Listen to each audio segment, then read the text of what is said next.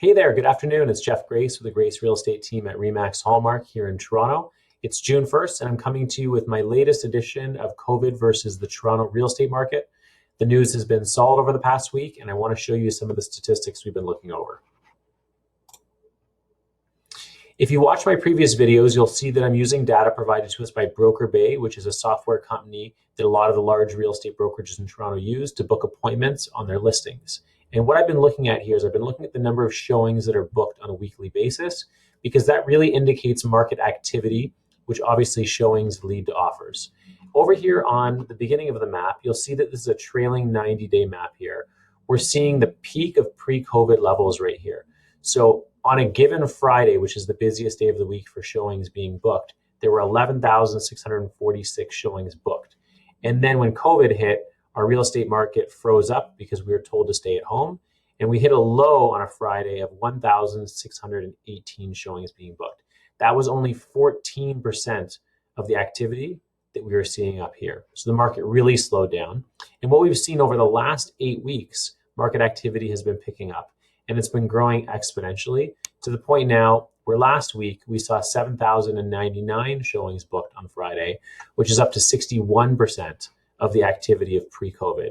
So we've gone from a low of only 14% market activity up to 61%. Obviously not back to 100, but we're also dealing with a percentage of pre-COVID. And in February of 2020, the market was on fire. So even 60% market activity of pre-COVID is still a very healthy market. When I go back over the last 4 weeks, you'll see that trend continues. And when we look month over month, so we're looking at the week of May 25th to May 31st relative to April 27th to May 3rd, you'll see the number of showings were up 94%. So basically a double in the activity of showings, double in the activity of offers registered. New MLS listings were up 94%. New exclusive listings were up 69.9%. And the number of solds were up by 95%. The really interesting number here, I find, is that the new MLS listings were up by 50%, but the number of solds were basically double. And so what that is telling us is that the buyers out there are really absorbing the new listings because there's basically double the amount of solds that there are of new listings. So what we're not seeing is we're not seeing a flood of listings with buyers having choice on what to purchase. We're still seeing very tight inventory levels, and we're seeing more than enough buyers to absorb any new listings out there. And when we go week over week, the numbers are the same. We see showings up 20% week over week, with new listings up 11%, new exclusive listings up 36%, and new solds up 34%. Now, in my previous video, I discussed MLS listings versus exclusive listings, so you can go back and see what I had to say there.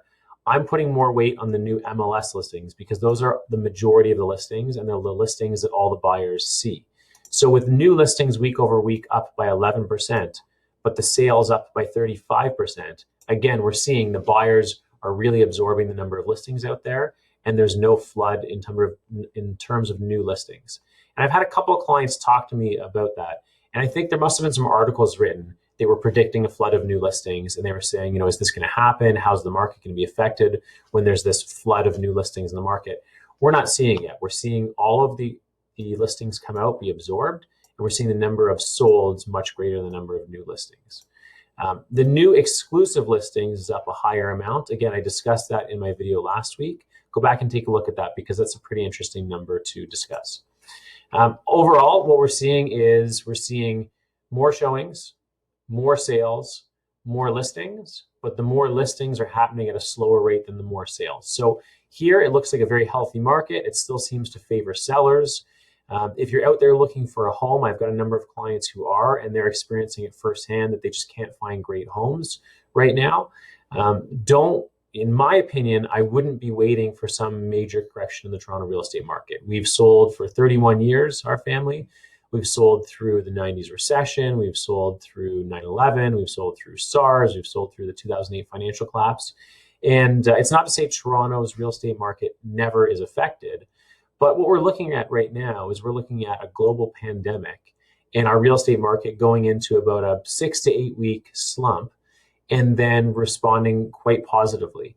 And we've already seen it in the equity markets. We've seen the TSX drop considerably, but already regain half of its losses already. So where I'm looking at in the real estate market right now is it looks to me as if it's only upwards and onwards from here. So if there's a great house out there, I would definitely looking at buying it. I wouldn't be waiting for another opportunity in the future, because I think there could be a lot of buyers who sat on the sidelines right now, and in a few months they might have non-buyer's remorse. If you have any questions about how this market's affecting you, if you're interested in buying or selling at this time, give us a call at 416-699-9295, or shoot me an email at Geoffrey@gracehomes.com. I'll make sure to connect you with one of our agents, and we'll get set up to help you out. Have a great day.